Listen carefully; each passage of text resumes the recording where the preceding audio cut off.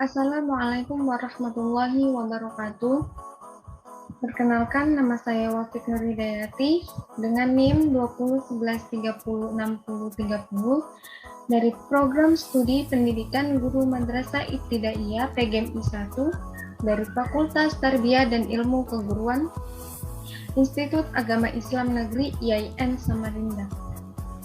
Tujuan saya membuat video ini adalah untuk memenuhi tugas saya pada mata kuliah Metodologi Studi Islam dengan dosen pengampu Habib Anwar Al-Ansori. Selanjutnya, saya akan menjelaskan tentang pendekatan sosiologis. Pengertiannya secara etimologi, kata sosiologi berasal dari bahasa Latin dari kata socios, yang berarti teman, dan logos yang berarti berkata atau berbicara. Jadi, sosiologi artinya berbicara tentang manusia yang berteman atau bermasyarakat. Sedangkan secara terminologi, sosiologi adalah ilmu yang mempelajari struktur sosial dan proses-proses sosial, termasuk perubahan-perubahan sosial. Sedangkan dari pengertian lain, sosiologi adalah ilmu pengetahuan yang mempelajari masyarakat sebagaimana keseluruhannya, yakni hubungan antara manusia dengan manusia, manusia dengan kelompok, kelompok dengan kelompok, baik formal maupun material, baik secara statis maupun dinamis. Selanjutnya ada tujuan dan maksud. Maksud dan tujuan ini dari pendekatan sosiologis yaitu suatu ilmu yang menjelaskan tentang hubungan antara masyarakat yang satu dengan yang lainnya. Pendekatan ini sangat penting karena kenapa? Dalam agama juga ditemukan permasalahan silsilah antara makhluknya. Cara pemahamannya dalam pendekatan sosiologi agama dapat dengan mudah bagi kita yang masih terlalu awam, karena agama saja diturunkan juga karena adanya kepentingan sosial. Selanjutnya ada jenis-jenis pendekatan dalam ilmu sosiologi. Yang pertama, ada pendekatan analogi organik. Memahami masyarakat seperti tubuh manusia sebagai suatu organisasi yang terdiri atas bagian-bagian yang tergantung sama lain.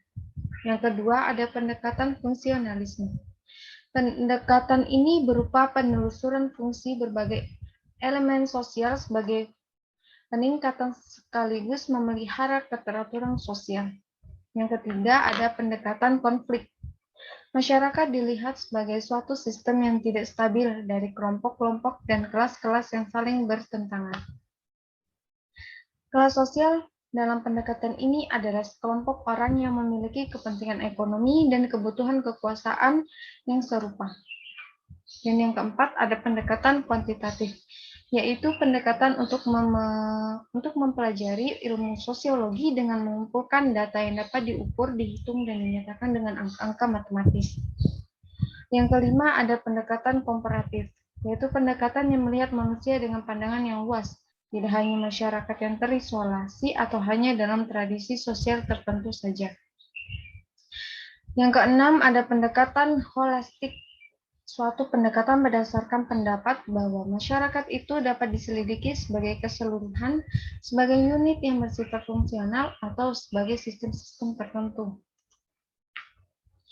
Yang selanjutnya ada karakteristik dasar pendekatan sosiologi. Teorisasi sosiologis tentang karakteristik agama serta kedudukan dan signifikasi dalam dunia sosial. Mendorong untuk ditetapkannya serangkaian kategori sosiologis yang meliputi yang pertama ada stratifikasi sosial dan seperti kelas dan etnisitas. Dan yang kedua ada kategori biososial seperti seks, gender, perkawinan, keluarga, masa kanak-kanak, dan usia.